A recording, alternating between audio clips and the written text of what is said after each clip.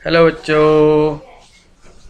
तो आज हम जो है क्लास नाइन्थ के लिए बहुपद जो चैप्टर है उसको शुरू कर रहे हैं, और आशा करते हैं कि जो पहला चैप्टर आपने कंप्लीट किया होगा, और उसमें अभी भी अगर आपको कुछ डाउट्स हैं तो आप जो है ग्रुप के माध्यम से पूछ सकते हैं।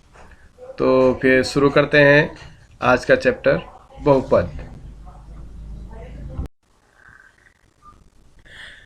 तो बच्चों, कक्षा 9 में बहुपद को पढ़ने से पहले हम जो है थोड़ा सा पुनरावृत्ति कर लेंगे जो हमने पिछली कक्षाओं में पढ़ा है, और आप उसको जानते भी हैं। तो सबसे पहले चर राशियाँ। तो आप समझते हैं कि चर राशियाँ वे राशियाँ होती हैं जिनके मान निश्चित नहीं होते हैं, और जिनको आपने X Y Z P Q R इस टाइप से जो है अल्फ़ाबेट्स के रूप में आपने दर्शाया इनको। और अचर राशियाँ वे राशियाँ जिनके मान निश्चित होते हैं, जैसे 5 ऋण 3 15/6, ये सब चर राशियाँ हो गई आपकी।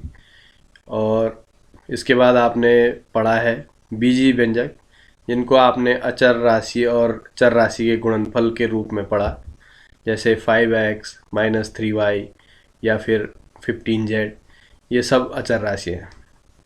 और इसमें कुछ आपने बीजीय व्यंजक इस टाइप से भी पढ़े कि ax bz या -ay²। इसमें ax में देखो, x तो चर राशि है और a जो है अचर राशि है, लेकिन यहाँ पर a का मान भी हमें जो है मालूम नहीं है। तो इस प्रकार के बीजीय व्यंजक भी हमने पढ़े हैं। इसके अलावा कुछ हमने पदों के रूप में भी बीजीय व्यंजक पढ़े, जैसे 3x² + 1। तो ये थोड़ा पुनरावृत्ति थी। अब हम बहुपद क्यों पढ़ रहे हैं और कहाँ इसका उपयोग आप कर रहे हैं उसको समझेंगे। यहाँ पर एक फिगर में आपको दिखा रहा हूँ, 2 फिगर हैं। तो देख करके आपको कुछ समझ में आ रहा होगा कि ये पिक्चर्स किस चीज़ की हैं, और आप अनुमान लगा रहे होंगे। आपका अनुमान लगभग सही दिशा में होगा, मैं समझता हूँ। आप रोलर कोस्टर, और रोलर कोस्टर आपने देखा है, ये कर्व्स की फॉर्म में है। तो इन कर्व्स को बनाने के लिए, इनको समझने के लिए बहुपद समझना आपके लिए ज़रूरी है। आपने देखा होगा कि अर्थव्यवस्था को दिखाने के लिए, इकोनॉमिकल जो ग्रोथ है 2 देशों की, उसको दिखाने के लिए हम कर्व का यूज़ करते हैं। 2 टीम्स के परफॉर्मेंस कैसी है उसको दिखाने के लिए कर्व्स का प्रयोग करते हैं। तो ये जो कर्व्स हैं, ये बहुपद की सहायता से इनको हम आसानी से समझ सकते हैं। तो ये इनका सिग्निफिकेंस है। अब हम आते हैं बहुपद पर। अभी हमने बीजीय व्यंजक को समझा। यहाँ पर कुछ बीजीय व्यंजक के उदाहरण हैं, जैसे पहला है 4x + 1, 1/3y² + 6y, -3/2x² - 5। यहाँ पर मैंने 3 एग्जाम्पल आपके लिए लिए हैं। इसमें देखने वाली बात यह है कि पहले व्यंजक में 4x² + 1 जो है, तो यहाँ पर x चर है, और जो दूसरा बहुपद लिया है उसमें y चर है, और तीसरा फिर से x चर है। तो प्रत्येक जो बहुपद है यहाँ पर किसी एक चर के द्वारा दर्शाया गया है, एक चर का बहुपद है। और दूसरा हम इसमें देख रहे हैं कि इन चरों की जो घात है, जैसे पहले में x की घात 2 है, दूसरे में y की घात 2 है, तीसरे में फिर x की घात 2 है। तो इन सब की घात जो है पूर्ण संख्या के रूप में लिया गया है, और एक ही चर लिया गया है। यहाँ पर एक व्यंजक है बीजीय व्यंजक, उसके लिए एक चर x है। यहाँ पर भी एक अलग दूसरा उदाहरण है। अब यहाँ पर देख रहे हैं आपकी पद 2 है, यहाँ y है, यहाँ भी y है। तो ये y चर का ही बहुपद है। ऐसे ही यहाँ पर तीसरा जो व्यंजक है इसमें x है।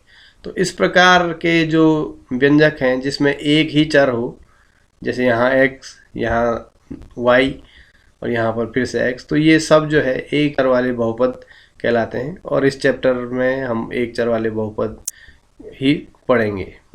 ठीक, यहाँ पर एक और एग्जांपल है, टी स्क्वायर माइनस 5 को टी चर का और 2x² प्लस 3x प्लस 4 को x चर का बहुपद हम कह रहे हैं। तो थोड़ा इसको ब्लैक बोर्ड से हम कॉपी पे ले आते हैं। हाँ, अब ठीक है।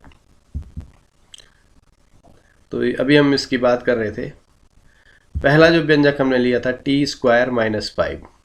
तो यहाँ पर आप देख रहे हैं कि टी स्क्वायर पहला पद है और जो -5 है ये आपका दूसरा पद है। इसी प्रकार 2x² प्लस 3x प्लस 4, यहाँ पर हमने पहला, दूसरा और तीसरा, यानी कि ये 3 पद है। ठीक, और यहाँ पर एक चीज़ और देखने के लिए है कि टी स्क्वायर से पहले कोई संख्या नहीं है, यानी कि इसको 1 से मल्टीप्लाई कर सकते हैं। तो टी स्क्वायर में टी का जो गुणांक है वो 1 है। यहाँ पर अगर हम इसको देखें इस संख्या को, तो ये -5 है, इस -5 के साथ 1 मल्टीप्लाई है और उस 1 को हम लिख सकते हैं टी की पावर 0। ऐसे ही यहाँ पर देखो x² है, इसका गुणांक 2 है। यहाँ पर -3x है, तो इस x का गुणांक -3 हो गया। और यहाँ पर ये फिर 4 हो गया, तो 4 के साथ फिर x की पावर 0 मल्टीप्लाई अगर करते हैं, जैसे 4x की पावर 0 है, तो इसमें जो है x की पावर 0 का गुणांक 4 हो जाएगा। इसका अर्थ ये हो गया कि बहुपद में जितने भी पद हैं उन सब पदों का कोई ना कोई एक गुणांक अवश्य होगा। अब हमने कुछ संख्याएं ले ली, जैसे यहाँ पर 2, -5, 7, ये हमने पूर्णांक लिए हैं, तो ये भी अपने आप में एक बहुपद है। अभी हमने डिस्कस किया था, देखो इस 2 को हम लिख सकते हैं 2 × x की पावर 0, क्योंकि किसी भी चर की पावर अगर 0 है तो उसका मान 1 होता है, तो 2 × 1 = 2। ऐसे -5 × 1 -5 और 7 × 1 7। तो ये जो अचर संख्याएं हैं 2, ऋण 5, 7, इनकी वजह से केवल अगर यही पद हैं तो इनको अचर बहुपद कहते हैं। और अगर एक 0 ले लें हम, 0 भी एक आपकी पूर्णांक संख्या है, तो अगर हम 0 को ले लें तो 0 जो है अचर बहुपद कहलाता है। और अचर बहुपद है लेकिन शून्य है, तो 0 × x की पावर 0, इसका अर्थ पूरा का पूरा 0, तो 0 को हम शून्य बहुपद कहते हैं, 0 को। ठीक है, तो ये यहाँ पर समझने की बात है कि सारे अचर बहुपद हैं, 0 भी अचर बहुपद है, लेकिन 0 को हम शून्य बहुपद कहते हैं। अब यहाँ पर मैं कुछ उदाहरण आपको दिखा रहा हूँ स्क्रीन पे, गौर से देखिएगा। ये 3 एग्जाम्पल हमने लिए हैं। पहला है x + 1/x और x + 1/x है, तो x + 1/x, या फिर इसको हम 1/x को, अगर x को हमने डिनोमिनेटर से ऊपर ले गए तो x की पावर -1 हो गया, तो x + x की पावर -1 एक बहुपद हो गया। यहाँ पर √x हमने लिया है तो इसको x की पावर 1/2 लिख दिया, तो ये एक हमने पद व्यंजक ले लिया, व्यंजक। और यहाँ पर जो है x √³ है, √x + 5, तो ये x की पावर 1/3 घनमूल जिसको कहते हैं +5। क्या ये तीनों बहुपद हैं? ये व्यंजक और ये व्यंजक, हमने 3 व्यंजक लिए हैं, तो क्या ये बहुपद हैं?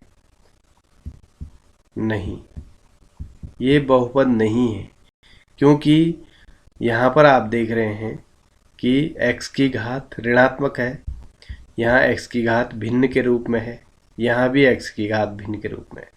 तो हमने पहले भी डिस्कस किया कि किसी भी बहुपद को बहुपद होने के लिए कंडीशन ये है कि वहाँ पर जो चर है उसकी घात एक पूर्ण संख्या होगी। तो इन सभी बीज व्यंजकों में जो चर की घात है वो पूर्ण संख्या नहीं है, इसलिए ये 3 जो एग्जाम्पल हमने लिए ये बहुपद नहीं है। अब बहुपद का अर्थ ही हुआ बहुत सारे पद, तो हम इनको किस ढंग से पढ़ेंगे? मान लो ये हमने 4 उदाहरण लिए हैं। पहला है x की पावर 4, 2x, 3y की पावर 3 और -7। ये 4 अलग अलग हमने व्यंजक लिए हैं। इन चारों को जब हम सिंगल पद के रूप में पढ़ रहे हैं तो बहुपद हम इनको कह रहे हैं। तो ये सब के सब एक पदीय बहुपद कहलाएंगे, क्योंकि इन सब में ही पद है। वीडियो मैंने 2 भागों में कट कर लिए।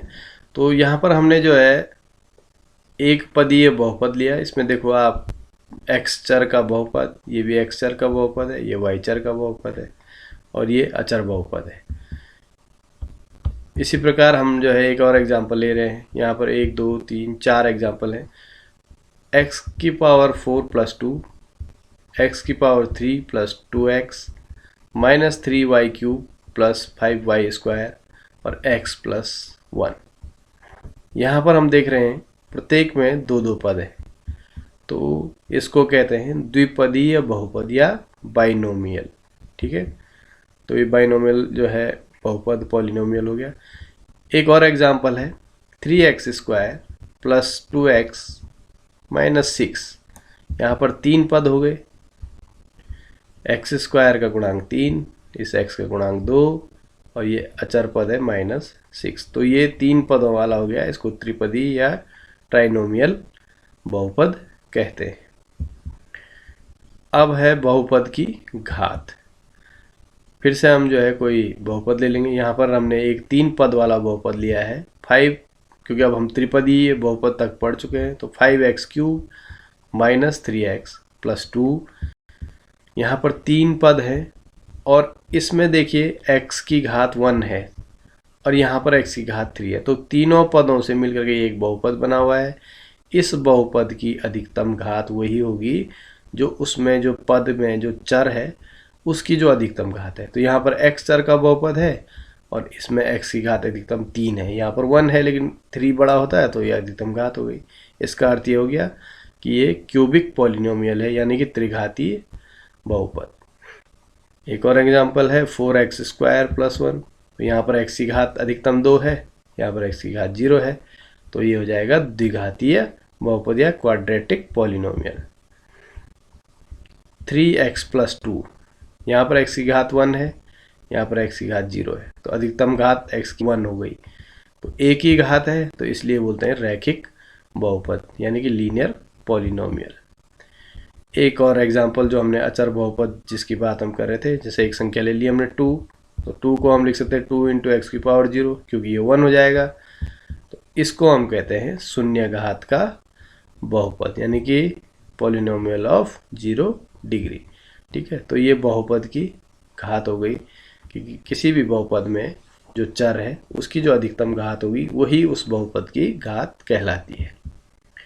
यहाँ पर कुछ एग्जाम्पल एक और लिया हुआ मैंने, देखो 4x स्क्वायर प्लस 7, एक ये बहुपद है। अब आप समझ गए हैं कि इसमें x की अधिकतम घात 2 है, यानी कि ये द्विघातीय है और दो पदी है। लेकिन मैं थोड़ा आपको ये समझाना चाह रहा हूँ कि इसमें देखो x की घात 2 है और यहाँ पर 7 के साथ x की घात 0 है। इसका अर्थ है कि x की घात 1 वाला पद मिसिंग है, तो उसको मैंने यहाँ पर 0 इंटू एक्स की घात 1 लिखा हुआ है। ये x की घात 2 वाला पद, सॉरी x की घात 2 वाला पद, ये x की घात 1 वाला पद और ये x की घात 0 वाला पद। ऐसे ही एक और एग्जांपल मैंने लिया हुआ है यहाँ पर 5x cube plus 2x plus 4। तो आप समझ सकते हैं x की घात अधिकतम 3 है, तो ये त्रिघातीय बहुपद हो गया और पद भी इसमें 3 है। तो इसमें जो है x की घात 3 है, ये x की घात 1 है, यहाँ x की घात 0। तो x की घात 0 वाला पद है, 1 वाला पद है, 3 वाला पद है, लेकिन 0x2 हमने लिखा है, क्यों x की पावर 2 लिखा है, क्योंकि x की पावर 2 वाला पद मिसिंग है। तो ये लिखने का मेरा मकसद ये है कि आप ये समझ सकें कि जैसे जैसे हमारे पास घातें बढ़ती हैं वैसे वैसे हमारे पास पद भी आगे बढ़ते जाते हैं। बहुपद के लिए जैसे जैसे घातें बढ़ रही है, ये द्विघात है तो 2 पद हैं, ये त्रिघात है तो इसमें 3 पद है। तो ऐसे घातों के बढ़ने के साथ साथ पदों की संख्या भी बढ़ती है। तो इससे हम कुछ नतीजे पर पहुंचेंगे कि अगर हमने कोई एक x चर का घात एक्स चर का बहुपद ले लिया जिसकी घात n है, यानी कि अधिकतम घात n होगी, x की अधिकतम घात n, तो उसको हम व्यंजक के रूप में जब लिखेंगे बहुपद को, तो इस ढंग से उसका एक्सप्रेशन होगा कि x की पावर n अधिकतम घात हो गई x की, जैसे x त्रिघाती लिया था हमने तो वहाँ x की घात 3 थी अधिकतम, यहाँ पर n घात का है तो x की घात n हो गई। और जब n है तो उसके साथ एक अचर राशि भी होगी, तो nवां पद ले लिया हमने, उसको कहा हमने an उसके साथ। फिर उसके बाद पदों की संख्या घटती गई, तो हमने n-1 an-1 लिया हमने पहला पद, दूसरा पद, और x की पावर n-1, क्योंकि त्रिघात फिर दुघात द्विघात और फिर एक घात और फिर 0 घात, इस ढंग से बढ़ते जा रहे थे हम। तो यहाँ पर जो है an x की power n plus an-1 x की पावर n-1, इस ढंग से आगे बढ़ते जाएंगे। और सबसे अंत में जो x की पावर 0 वाला, क्योंकि अचर पद हमारे पास आएगा a0 और x की पावर 0, तो इस ढंग से हम जो है x चर का n घात का जो बहुपद है उसका व्यंजक इस ढंग से लिख सकते हैं। यहाँ पर आप an-1 ये सब जो है आपके अचर पद हैं, और जो an है वो 0 नहीं होगा। ये अगर ये 0 हो जाएगा तो फिर ये n घात का नहीं होगा, क्योंकि ये वाला 0 हो गया तो फिर हम बोलेंगे अगर इस पद को 0 कर देंगे तो फिर ये जो है x की पावर n-1 घात का, जैसे यहाँ पर हमने लिखा है कि यह चर x में घात n का बहुपद है, और अगर an ही 0 हो गया तो ये पूरा पद 0 हो जाएगा, तब हम कहेंगे यह x की पावर n-1 घात का बहुपद या n-1 घात का ये एक बहुपद है। तो अभी हमने n घात का लिया है तो ये वाला पद होगा ही होगा, और ये तभी होगा जब an 0 नहीं होगा। तो इसको ये जो है व्यापक रूप हो गया इसका, ठीक है। तो इसको आप समझेंगे। अच्छा, आपके एक थोड़ा सा प्रश्न भी है, प्रश्नावली को करने से पहले इसको ज़रूर एक बार इस पर ध्यान देंगे आप कि x² y z plus x/y/z, यहाँ पर जो है एक बीजीय व्यंजक लिखा गया है। आपने बताना है कि क्या यह बहुपद है, यदि नहीं तो क्यों, और यदि हाँ तो इसमें इसकी घात कितनी होगी।